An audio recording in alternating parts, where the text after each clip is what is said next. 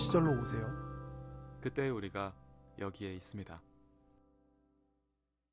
90년대 중반부터 2000년대 중반까지를 호우 시절로 규정하고 그 시절에 나온 영화들을 집중적으로 발굴해보면서 또 지금의 우리에 대해서 한번 생각해보는 저희 방송 호우 시절. 안녕하세요, 원우씨입니다. 안녕하세요, 조쿠나입니다. 오늘 저희는 무려 68번째 발굴 영화를 들고 왔는데요. 아주 오랜만에 90년대 중반에 나온 영화를 다루게 그렇죠. 됐네요. 1995년작이죠. 네, 와 진짜 오래전이다. 존 맥티어넌 감독의 네, 그리고 브루스 윌리스 주연의 다이하드 3입니다. 3. 이 영화가 네. 빅쇼트랑 노매드랜드랑 함께 지금 그 같은 틀에서 다뤄지고 있는 거잖아요. 억지일 수도 있는데요.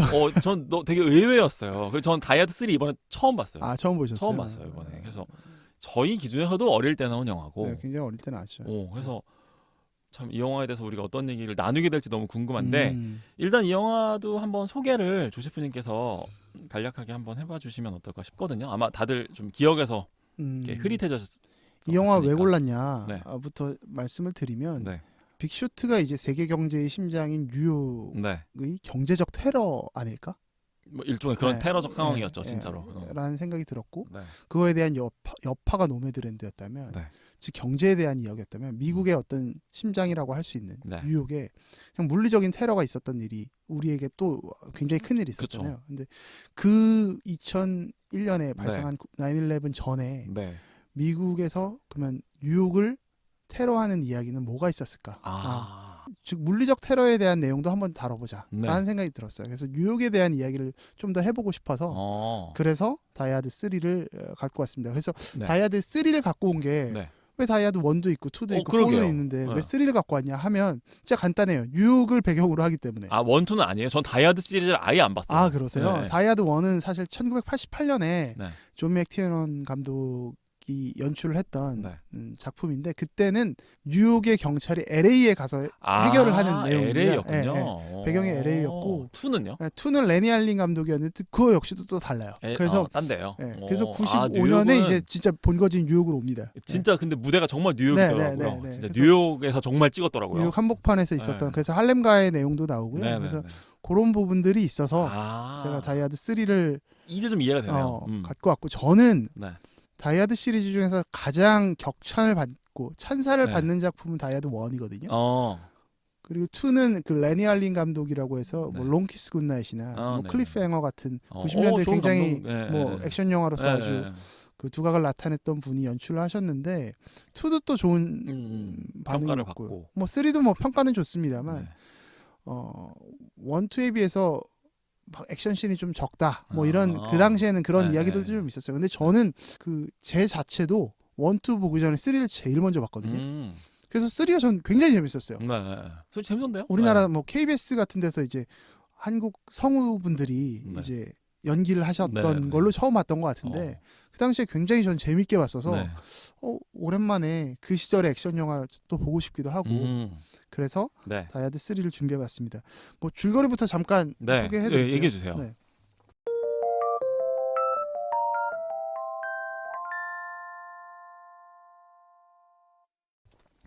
영화의 줄거리는 이제 뉴욕에서 갑자기 백화점 건물이 폭파되는 사건이 발생합니다. 그리고 테러 용의자가 갑자기 전화를 해요.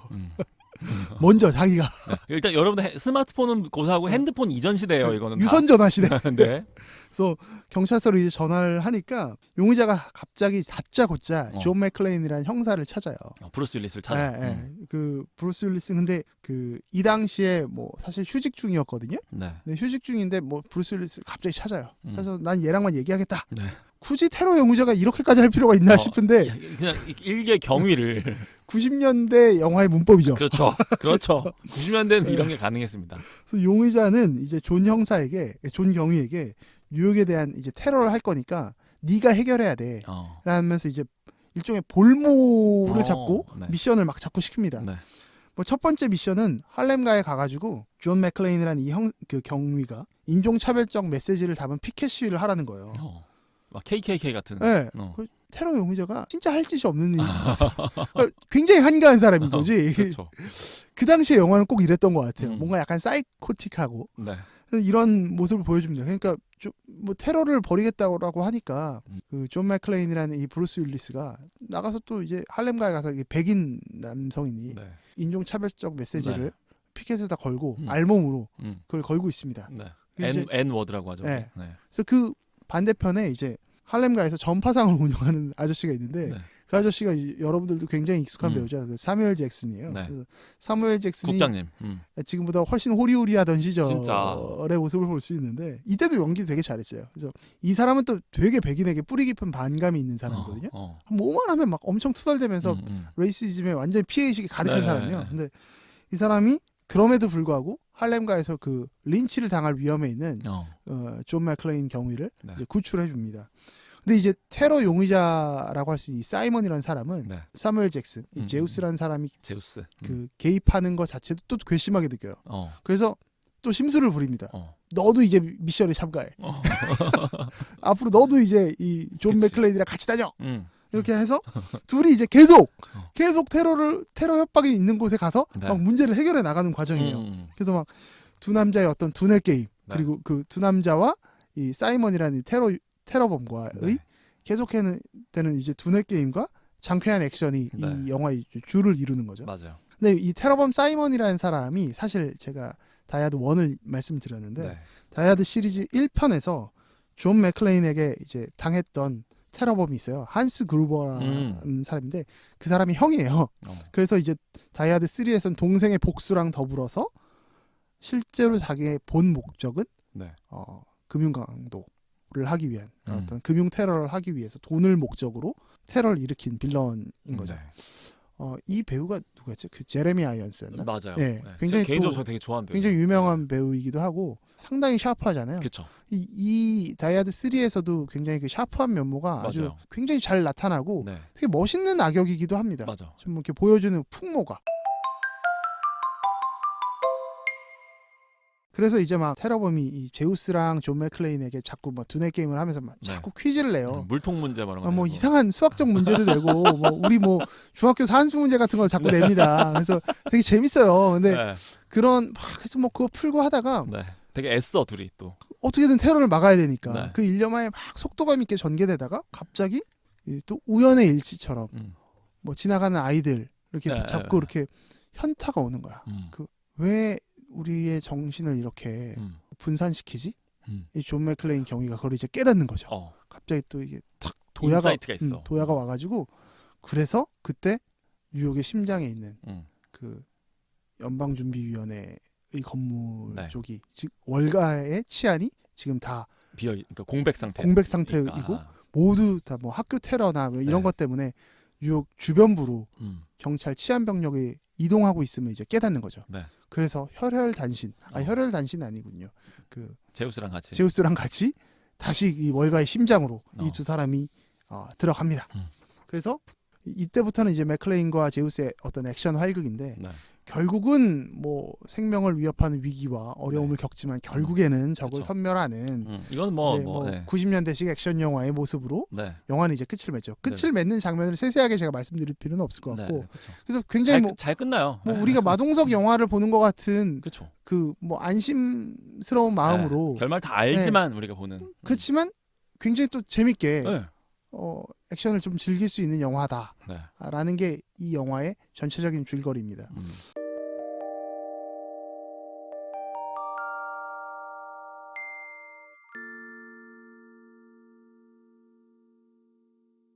저희가 이게 처음에 빅쇼트 이야기하면서 서프라임 모기지라는 경제 테러를 이야기했다면 네. 뉴욕의 테러에 대해서 한번 이야기해보자라는 마음으로 발굴을 시작했잖아요. 네. 그래서 다음 뭐 좀 중요한 내용들은 다음 에피소드에서 좀 하고 영화의 특징에 대해서만 조금 말씀을 드릴게요. 이번 에피에서는. 그래서 제 되게 반가운 얼굴이 브루스 윌리스란 배우죠.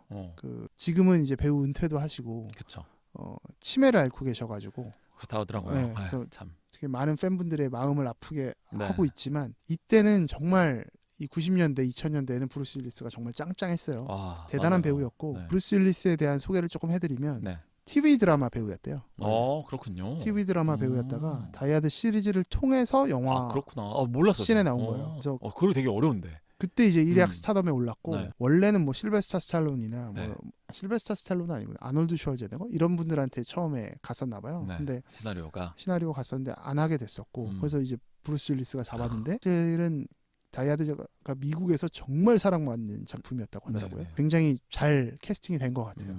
1988년에 1편이 나왔고 90년에 2편 그리고 네. 95년에 다이하드 3 오늘 지금 발굴하는 이 영화가 나왔었는데 네. 2007년에 또 다이하드 4가 나왔고요. 2013년에 다이하드 5라고 할 수 있는 네. 그 영화까지 개봉을 했었습니다. 전부 다 브루스 윌리스가 다 나왔었죠. 나온 거죠. 네. 1편과 3편은 존 맥티어넌 감독이 연출했었고요. 2편은 레니 알린 감독이 연출했고 다이하드 4의 경우에도 상당히 흥행을 했어요. 조세프님 다 보셨어요? 저는 다이하드 1, 2, 3만 봤어요. 1, 2, 3. 네, 다이하드 1, 2, 3만 보고 4부터는 가장 황금기. 4부터는 안 보게 되더라고요. 네. 근데 4는 재밌었대요. 평 자체는 4가 굉장히 네네. 재밌게 나왔고 근데 5는 망했다고 하더라고요. 5는 좀 별로였대요. 네, 네. 그래서 그에 대한 내용도 조금 이따가 다음 에피소드에서 좀 말씀을 드리고 네. 오늘은 이 정도만 이야기한 다음에 네. 다음 되게 재밌는 꿀단지를 숨겨놓으셨나 봐요. 다음 이야기에서는 이 영화가 다 말 안 해주네. 다음 이야기에서는 이 영화가 네. 왜 이렇게 사랑받았는지 어떤 사랑받는 대중 영화의 이야기에 네네. 대한 내용을 조금 좋습니다. 한 다음에 이 얘기를 좀 이어가 보려고 좋습니다. 합니다. 엄청 오늘 버벅대네요. 아니요. 엄청 다이아드 3를 가지고 이렇게 네. 진지하게 준비를 많이 해오셔서 네. 저 너무 기대가 되고 저도 개인적으로 이 액션 활극 부분이 되게 재밌더라고요. 우리가 택시 가지고 왜 뉴욕 센트럴파크를 차 가지고 질주하는 장면 나오잖아요. 와 저거 어떻게 찍었냐 진짜. 와. 약간 노팅힐 같지 않았어요? 대단한데 근데 저거를 어떻게 협조를 구하고 맞아요. 그러니까 저도 그 생각했어요. 그게 다이아드니까 가능했지 않았을까 하는 생각도 들었던 것 같아요. 이미 성공한 시리즈다 보니까. 네. 그래서 야 우리는 다이아드니까 이런 거 할 수 있지라고 약간 과시하는 것처럼 보이기도 했던 게 그 당시에는 무슨 CG가 있었던 것도 아닐 것 같고 네. 아마 다 뭐 세트장으로 몇 개 찍긴 했겠지만 뭐 센트럴파크 이런 거는 직접 가서 찍지 않았겠어요? 대단하다. 정말 그리고 CG도 아마 한계가 있었던 시절 같아요. 그러니까. 그때만 해도 지금 같지 않고 아마 네. 다 티가 났을 텐데 와 지금 근데 막 그런 90년대 영화의 그런 세트장 같은 그런 분위기가 너무 막 그런 엉성함 같은 게 지금 다 보이거든요. 고화질로 보면. 그렇죠. 그래서 그런 것들이 전 또 되게 재밌고 너무 귀엽기도 하고 그 시절이 지금 생각나기도 하는 그런 작품이었어요. 그 시절의 향수는 정말 떠오르더라고요. 네. 그 원호 씨가 다이아드 이야기할 때 처음에 오늘 영화 발굴 시작할 때 1990년대 중반부터를 네. 호우 시절의 에라라고 했는데 네. 다이아드가 딱 그 시절에 딱 시작점에 시작점이죠. 있습니다. 네. 네. 그런 부분 때문에 저도 제 인생의 어떤 황금기 그리고 고난이 없을 거라 생각했던 그 시절이 떠올랐던 네. 네. 어린이 시절. 네. 어린이 좋구나. 네. 그 시절이 떠오르면서 맞아요. 뭔가 이렇게 감회가 새로웠던 영화인데요. 다음 에피소드에서는 좋습니다. 어떻게 대중 영화가 사랑받는지 이런 이야기들 좀 해볼게요. 네, 더 깊은 얘기 나눠보도록 하겠습니다.